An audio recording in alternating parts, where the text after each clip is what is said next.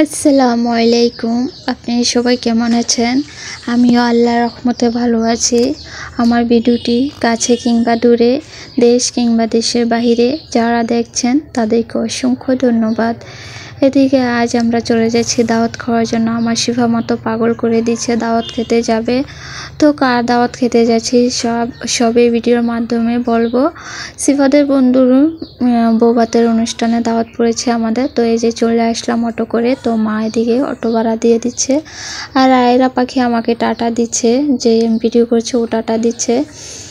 তো এই যে চলে আসলাম, গেট দিয়ে ঢুকে নিচ্ছে, এদিকে মা নিয়ে চলে গিয়েছে। তো আমি পিছনে আছি আমার শিফা মাকে নিয়ে। এই যে দেখেন নতুন জামাই কাজ করতেছে। তো আমাকে জিজ্ঞাসা করতেছে কেমন আছেন। আমি বলতেছিলাম যে কাজ করতেছেন, বলতেছিল হ্যাঁ। যেহেতু উনি একলা, কোনো ভাই নেই, তার জন্য একটু দায়িত্বটা বেশি। যতই লোক দিয়ে কাজ করাক নিজের কাজ নিজে একটু গুছিয়ে করে নিতে হয়। এদিকে দেখেন দুই ভাই মিলে ঝগড়া লেগে গিয়েছে। তো আমি গিয়ে ছুটাই দিলাম। তো মা বলতেছে ওদেরকে ছুটাই দাও, ঝগড়া যেহেতু লেগেছে। তো আমি একটু একটু করে সব কিছু ভিডিও করে নিচ্ছি। আমার ভিডিওটি যদি ইউটিউব চ্যানেল থেকে দেখে থাকেন প্লিজ সাবস্ক্রাইব করে পাশে থাকবেন। আর পুরাতন আপু ভাইয়াদেরকে অসংখ্য ধন্যবাদ। এদিকে খাবার টেবিলে চলে আসলাম। তো খাওয়া দাওয়া করে নিচ্ছি আমরা সবাই মিলে।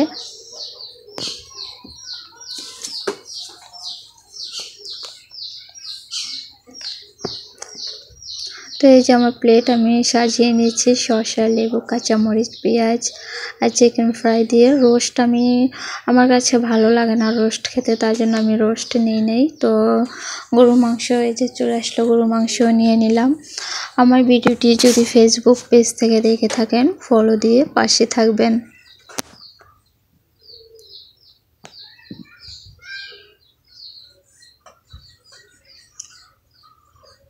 জর্দার কালারটা এত সুন্দর কি বলবো। তো আমার পাশে একটা মেয়ে বসেছে, তো মেয়েটাই জর্দা নিয়ে নিচ্ছে। ওর কাছে নাকি গরু মাংস খেলে নাকি ওর অ্যালার্জি, তার জন্য ও খায় না এই গরু মাংসটা। তো এই যে সাইফুল ভাই চলে আসছে আমাদের খাওয়া দাওয়া ঠিকঠাক মতো হচ্ছে কিনা দেখার জন্য। তো ওদের সাথে দেখা করে খাওয়া দাওয়া শেষ করে চলে আসছে আমরা অটোর কাছে। আমরা বাড়িতে চলে যাব এখন। দেখেন বৃষ্টি কতটা হয়েছে।